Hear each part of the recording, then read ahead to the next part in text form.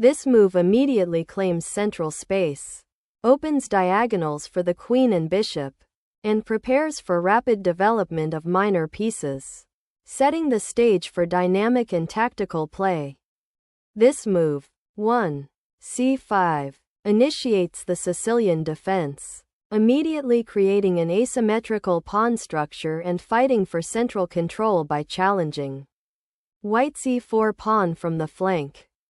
This move initiates the highly strategic Sicilian defense, with White developing a knight to a central outpost, preparing to control key squares and potentially launch an attack on Black's queenside. This move, 2. d6, signals an entry into the open Sicilian defense, a dynamic and complex opening where Black immediately fights for central space and prepares to challenge White's pawn on e4 with a subsequent nf6 and g6 or e6. This move immediately challenges Black's pawn structure, aiming to open the center and create dynamic play characteristic of the open Sicilian defense. This is the most common and theoretically sound response in the open Sicilian, immediately challenging White's central pawn and opening lines for Black's pieces. This recapture of the central pawn opens the d-file for White's queen and bishop, establishing a strong pawn center and a clear initiative in this main line of the open Sicilian.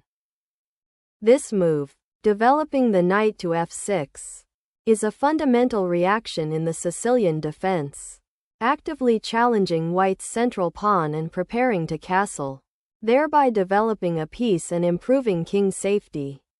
This move, nc3, develops a knight and supports the central pawn on d4, leading into well-established lines of the open Sicilian defense, often transposing into variations like the Sveshnikov or Kalashnikov depending on Black's subsequent choices.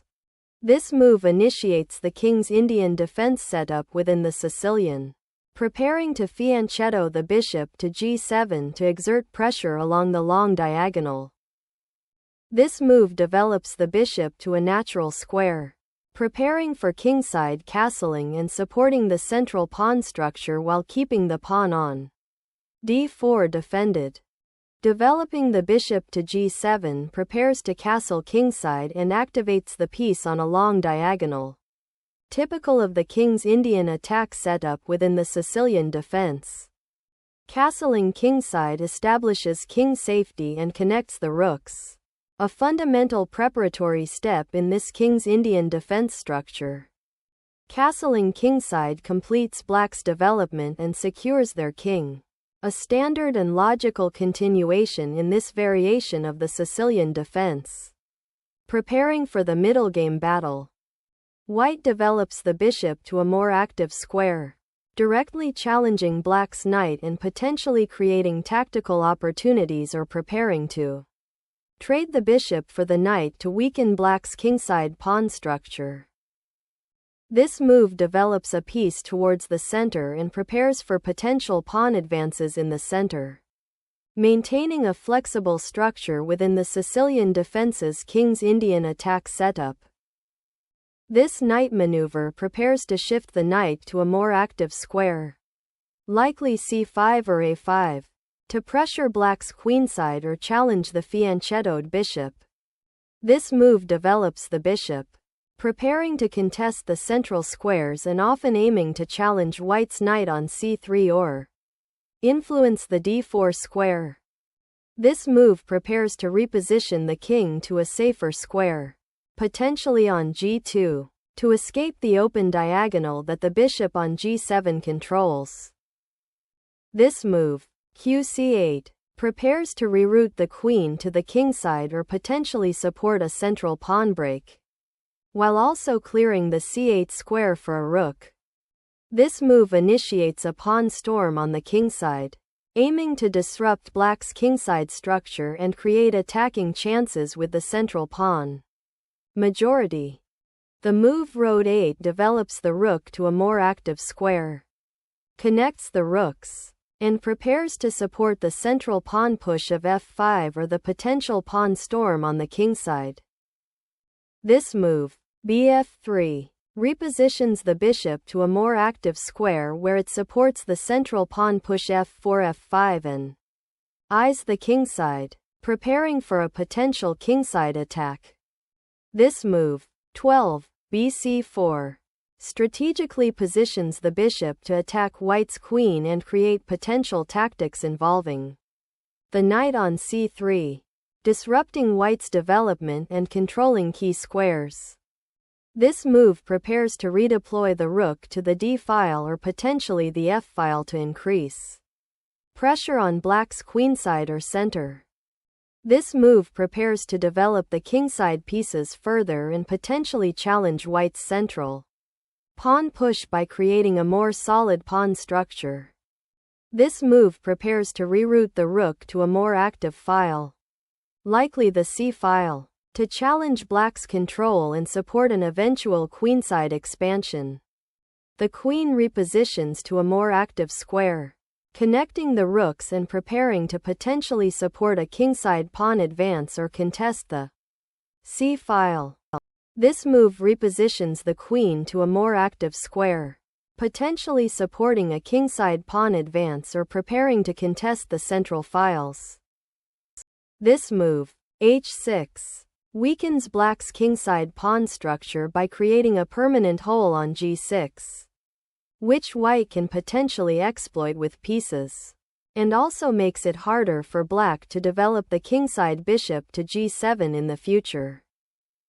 This move repositions the bishop to a more active diagonal, preparing to challenge black's advanced bishop on c4 and potentially gain control of the crucial d5 square.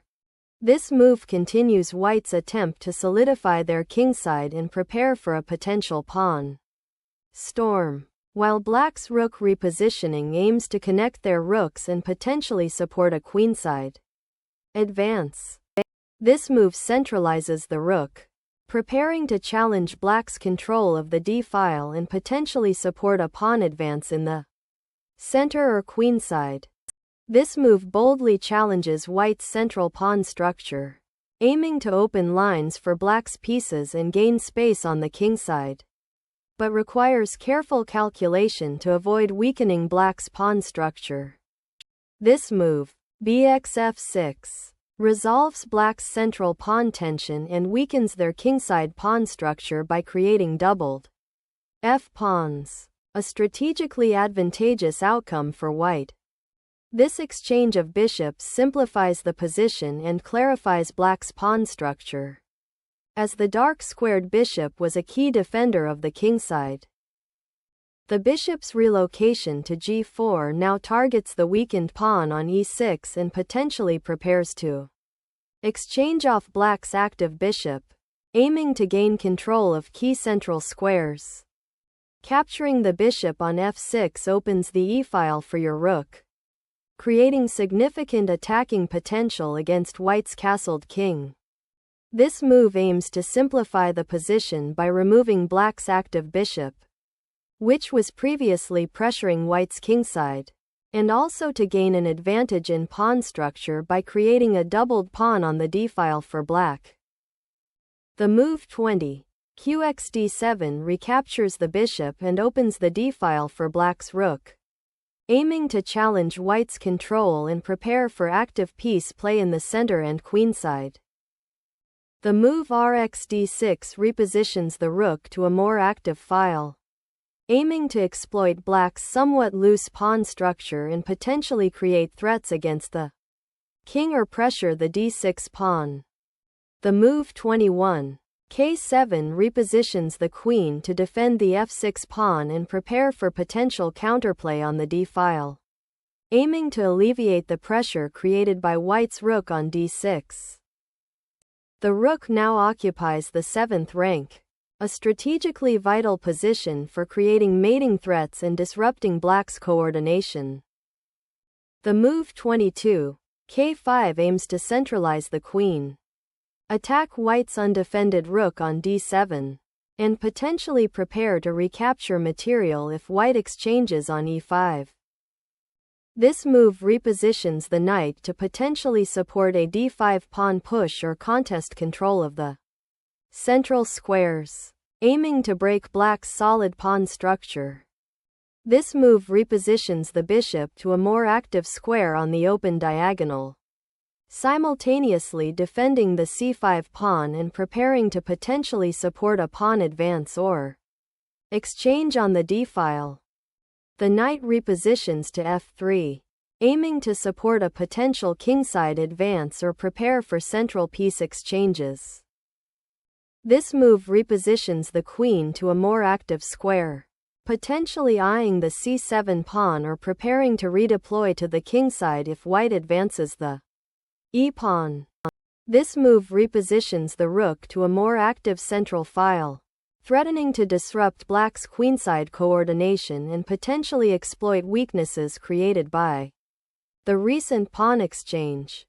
Black's b7 aims to redeploy the bishop to a more active square and contest white's control of the d-file, while also potentially preparing to trade off white's strong bishop on g4. This move repositions the rook to a more active square, preparing to potentially contest the d-file or regroup for further attacking maneuvers on the queenside.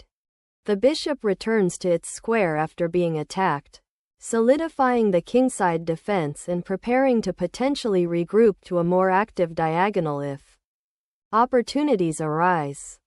nd5 aims to exploit white's control of the d5 square, potentially leading to exchanges that simplify the position and activate the knight into a more central role, while also pressuring black's slightly weakened kingside.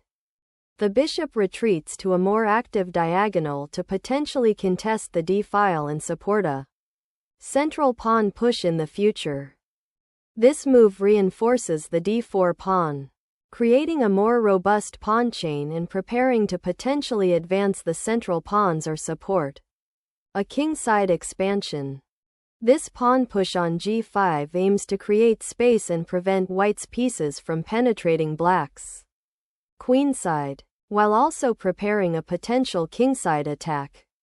This move redirects the queen to a more active square, aiming to exploit the weakened dark squares around black's king, particularly the f7 pawn, while preparing for potential pawn breaks or coordinated piece activity.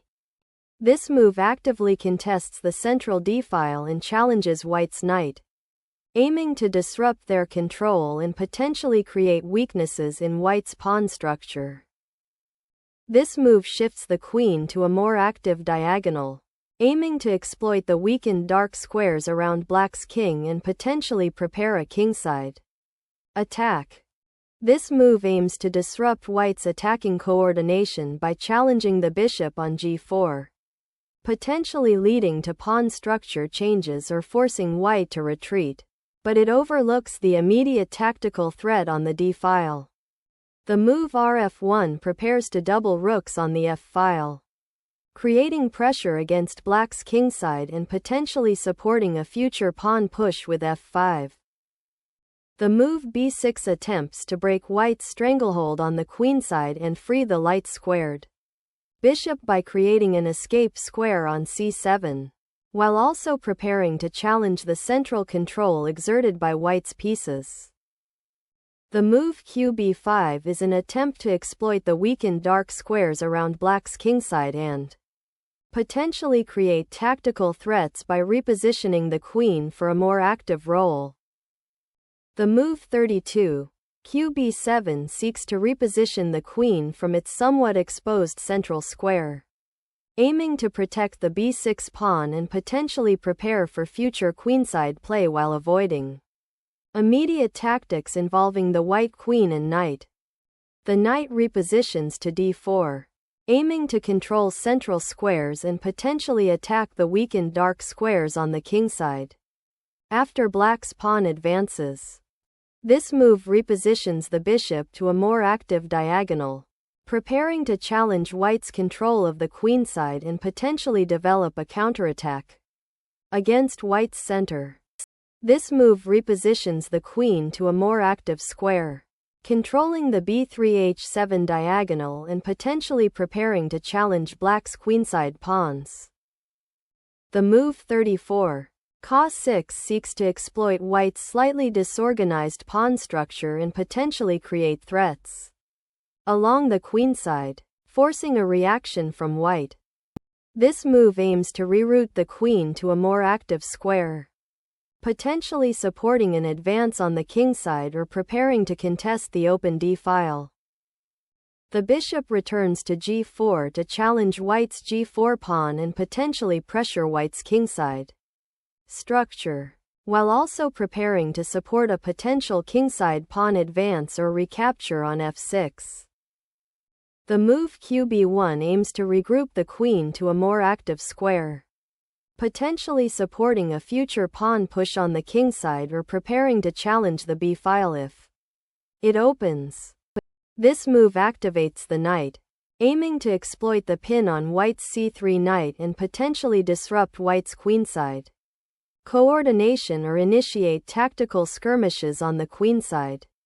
This move seeks to activate the queen, potentially supporting a kingside attack or preparing to exploit the open c-file. This move aims to improve black's queenside pawn structure and create queenside counterplay, potentially challenging white's control of the b3 square and preparing to advance further.